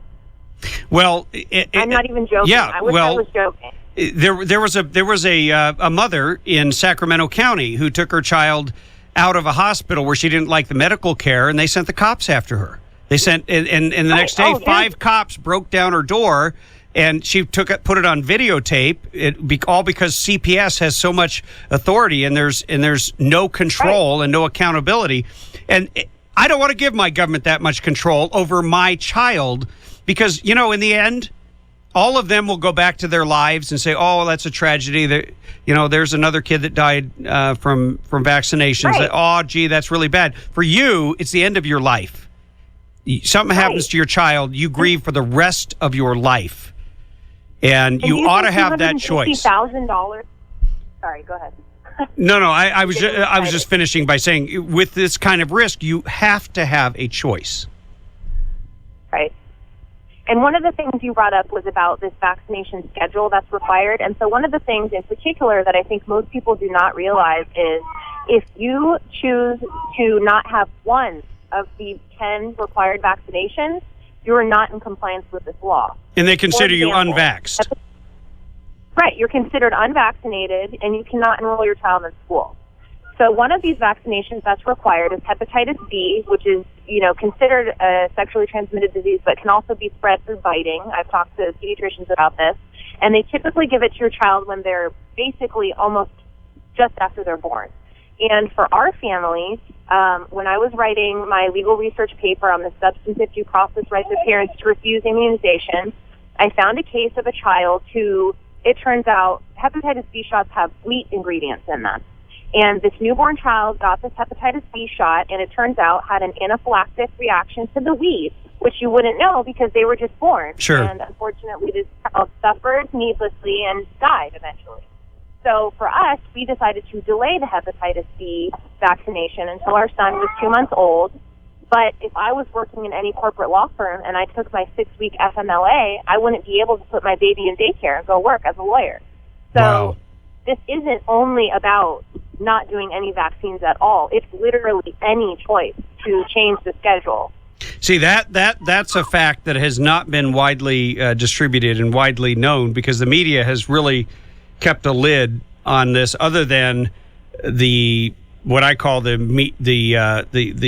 media Muslim, or I'm sorry, the media measles epidemic. It was like the media created it. Right. There's another bill that's pending. It's called SB 792, and it requires the full schedule of vaccinations for any in-home daycare providers or daycare workers. And I was asking on Twitter, I said, have there been any cases of documented outbreaks of measles in daycares? And do you know how many there have been? No. In the entire state of California, there has been, to my knowledge, maybe there's others, this is to my knowledge, there has been one outbreak inside of a measles of a daycare. And do you know where they think they originated it from? Where? A high school basketball coach. What? High school basketball coach. Wow. And now they're going to make it a crime for daycare providers who, by the way, here's something I think a lot of people take for granted. If you want to know your daycare provider's vaccination status, you can ask them, and they can tell you. You don't need to bring in the state of California to mandate and completely remove choice from grown adults to decide. Caitlin, we got to end it there. Thank you for coming on today. Great points you made, and we'll be in touch. Yeah, thanks for having me. Godspeed. Hey, stay tuned to the Tim Donnelly Show. More coming up after the break.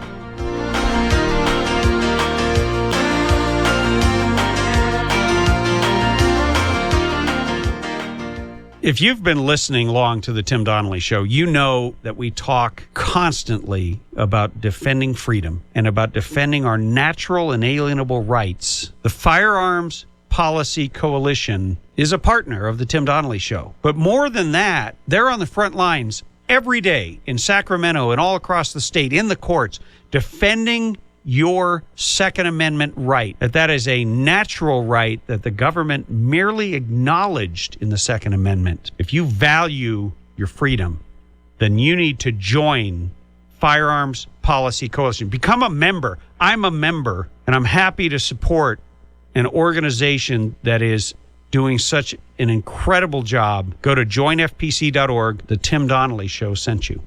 Or go to timdonnellyshow.com and click on the FPC link to make it easy. But whatever you do, join today.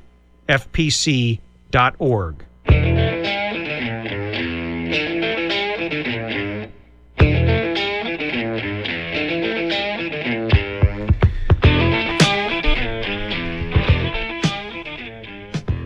That sounds like Hotel California. Try again. Oh, no way. No way. It's Eagles, Life in the Fast Lane. Oh, I got the Eagles part right. Wow, I'm going to have to work on that. Hey, obviously, if you were listening in the last segment, if you weren't, you need to go to the podcast. But it was just an incredible interview with a Berkeley attorney who is also married to an attorney who was a Democrat up until not too long ago, until she realized the government was the greatest threat to her children, to their medical health, and to her freedom to choose what's right for her kids. Simple as that. This SB 277 is bringing together, it's forced vaccinations. The government wants you to comply or you become a criminal. Your kid doesn't get to go to school. You're denied a basic, fundamental right, which is insane. I mean, and it's all coming from people are starting to discover that the man, the establishment, the political power class is as much Democrat as it is Republican. And there are some Republicans who are fighting, the vast majority of Republicans have voted against this intrusion, this government interference. There's some who voted for it. And it's going to the Assembly. It is not going to go to the Assembly without a big fight. And we will be at the forefront of that. We will bring you updates as needed and let you know all the latest information so that you can actually do something about it. Because at the Radio Free California Network, we're not just about informing you. We're about engaging you. And that means getting you into the fight. We're not going to get you into every fight. We're going to get you into the fights that matter. We're going to get you into the key fights that are centered and unified around liberty. And you just heard it. So you have a Democrat that was working in the polls, that volunteered for the Democrat Party, that was a Hillary supporter who has now shunned the Democrat Party, left the Democrat Party. She's become a Republican. I wish her luck there. The Republican Party, there's an incredible article. I'm going to have to get it and read it tomorrow. It takes way too long to go into about how the Big Tent has collapsed and the Republican Party has become a disaster that stands for nothing. But that's fixable. That's the good news. That's fixable. And I got to tell you, this is not the only issue on which you see Democrats and Republicans coming together. I told you yesterday that President Barack Obama has decided to take control. He's done a power grab over every body of water in the United States of America, including the mud puddle in your backyard. He wants control over every ditch and rivulet and crick and creek. And God forbid you have a pond or a pool or something else.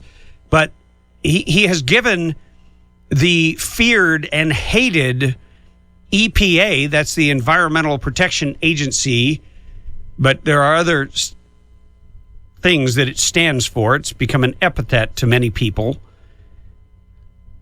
And he has put it under federal rule under the Clean Water Act. Well, that gives the federal government vast new powers to regulate. And believe me, the EPA has said we're dead serious, and so is the Army Corps of Engineers. We are dead serious about exercising that power. And mind you, I just want you to understand this.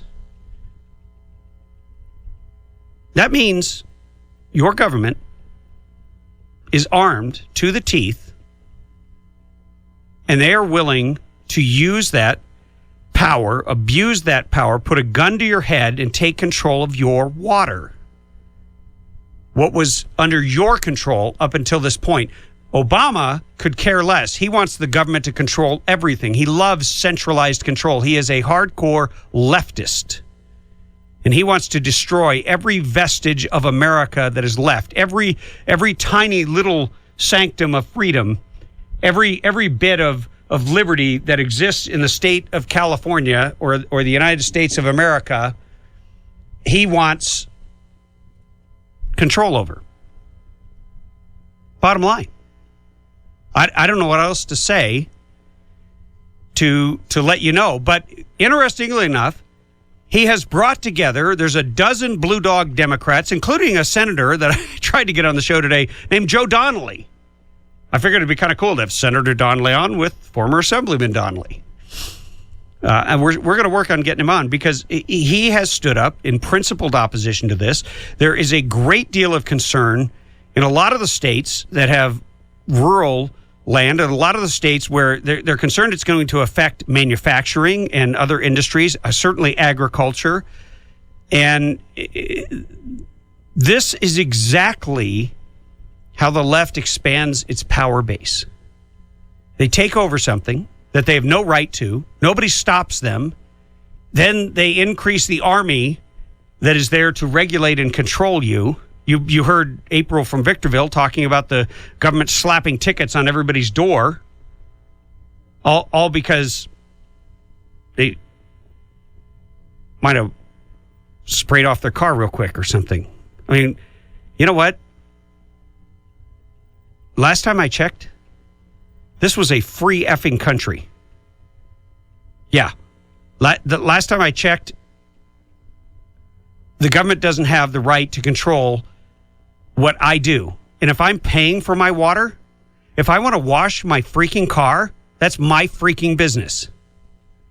Especially if I've already reduced my water usage to an acceptable level that I can afford. I didn't create the water crisis. Jerry Brown did. The leftist enviro extremists did. The eco-terrorists, the eco-tyrants, the eco-fascists are the ones who refused to allow the necessary infrastructure to be built in the name of saving the economy. I'm sorry, saving the environment. Well, you know what? You put the environment at risk. You put the country at risk. Because now you're threatening the food supply in the greatest state of the greatest country on the face of this earth. And I am encouraged and excited to see people coming together, whether it's in Washington, D.C., with Democrats joining with Republicans in opposition to this unconstitutional executive power grab on behalf of Obama. It's not the first one he's done, but it might be the first one that we see Democrats and Republicans uniting against Obamacare. Oh, my word. If you're paying attention, Obamacare has become, people are starting to realize it is a disaster. Of course, they're blaming the Republicans, and I alluded to it with Jon Fleischman. What's Jerry Brown's answer to this disaster where you get more people on the subsidy than you could possibly afford? Oh, well, why don't we go bail out Oregon? Yeah, he's a rational.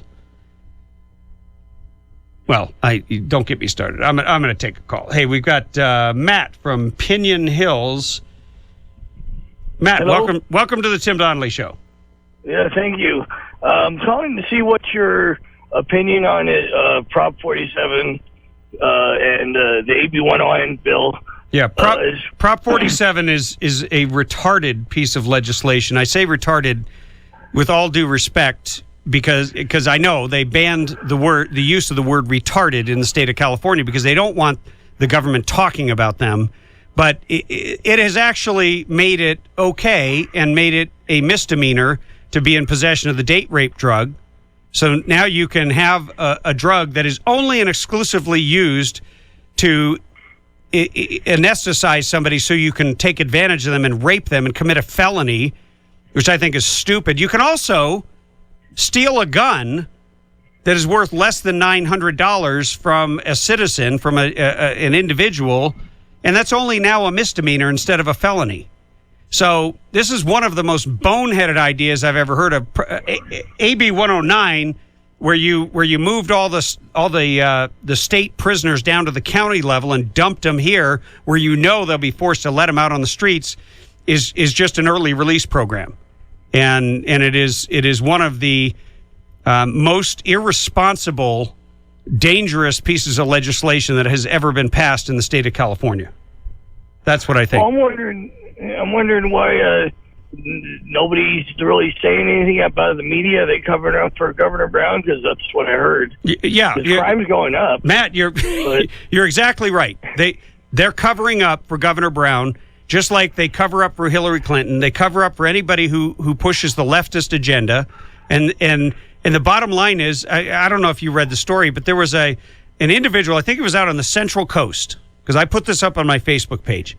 This individual was supposed to be kept in jail, and they let him out early because of AB 109. He went home and he raped a 6-month-old child and killed the child. And you know, it's like if this guy had been locked up his full sentence, he wouldn't have been there. He wouldn't have been free to kill and rape and destroy.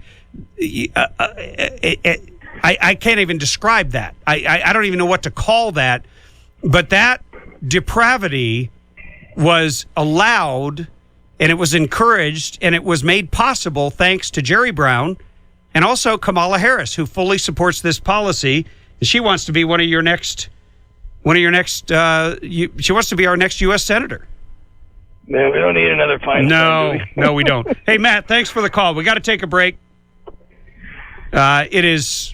We will take more of your calls when we come up. 323-746-TALK. More of the Tim Donnelly Show. Stay right where you are.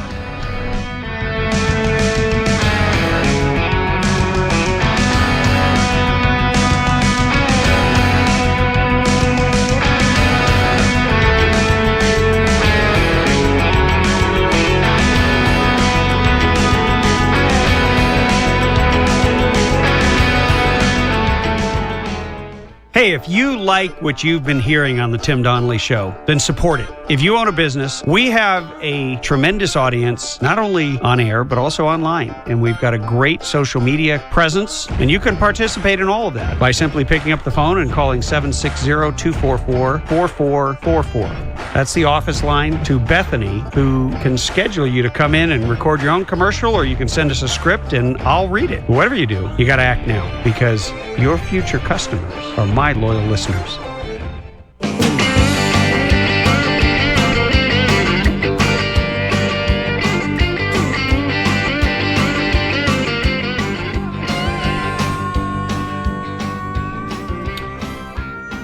So we are on the home stretch here at the Radio Free California Network. I am your host, former State Assemblyman Tim Donnelly. I kind of felt like a state assemblyman today. But before I go on, I want to mention one of my favorite sponsors of the Tim Donnelly Show, and that is Burro Canyon Shooting Park. And by the way, if you go there, and if you mention the Tim Donnelly Show, or if you just say the magic word, Tim Donnelly, I'll give you free stuff. Get a free hat, free coffee cup, and, of course, you'll get to shoot in one of the greatest places on the face of the earth. And once in a while, we give out free day of shooting. We did that earlier this week, and we had one lucky winner. We always try to make the questions firearms related and as hard as possible because we know that you're one of the smartest audiences on earth. And speaking of intelligent people, I am going to bring on a caller from Lake Arrowhead, Cheryl. Cheryl, welcome to the Tim Donnelly Show. Hi, Tim. Yes, I'm calling in response to the lady lawyer who is speaking about vaccinations. I totally agree that we, the people, need the choice. The parents need the choice about vaccinations. But my comment is going to be, she mentioned homeschooling, and she said, what kind of a choice is that?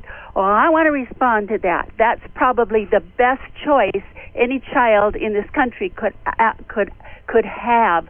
Homeschooling is a wonderful opportunity for the children to grow up confident and go at their own pace. And there's many resources available for getting curriculum for your child, and there's a Homeschool Legal Defense Association that defends you for a small amount per year. They'll take on any case and help you win it because there are those foes against homeschooling. Well, you might be surprised. I wish you'd called in when she was still on the air because I tried. Because she is she's homeschooling her kids.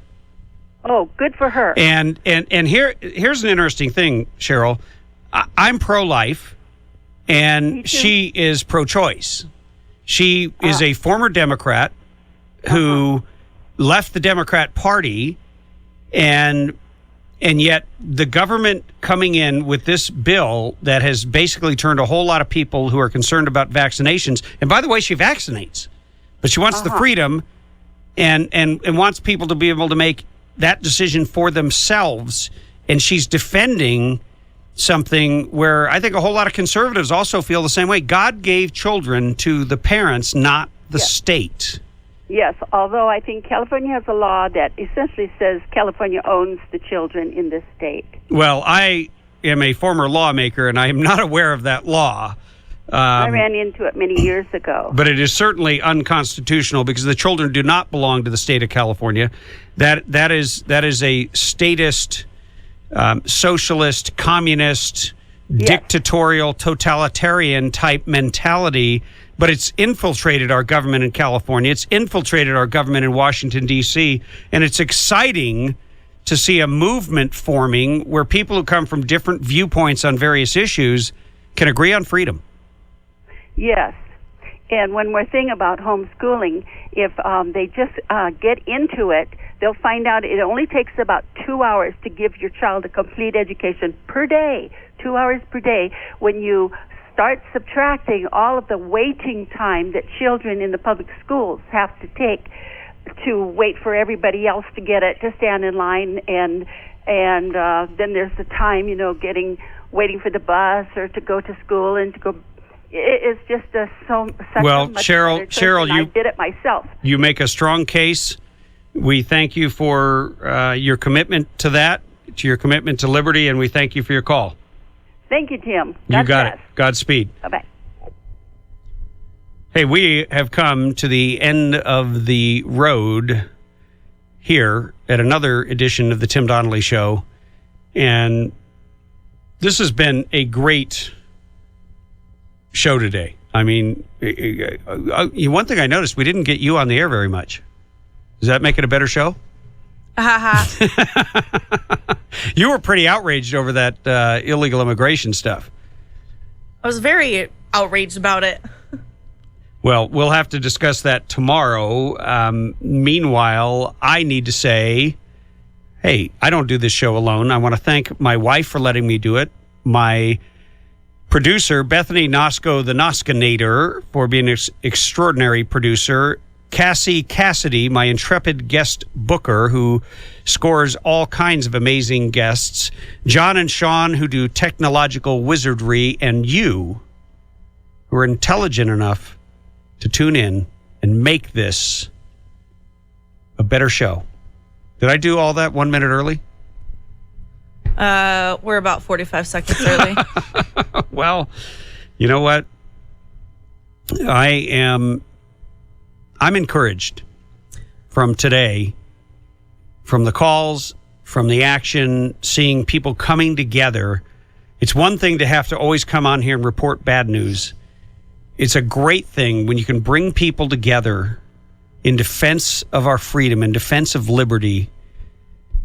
You know, it's John F. Kennedy who said, what we need is a nation of Minutemen who not only view the defense of freedom, or who not only take up arms, but make the defense of freedom the general purpose of their daily lives.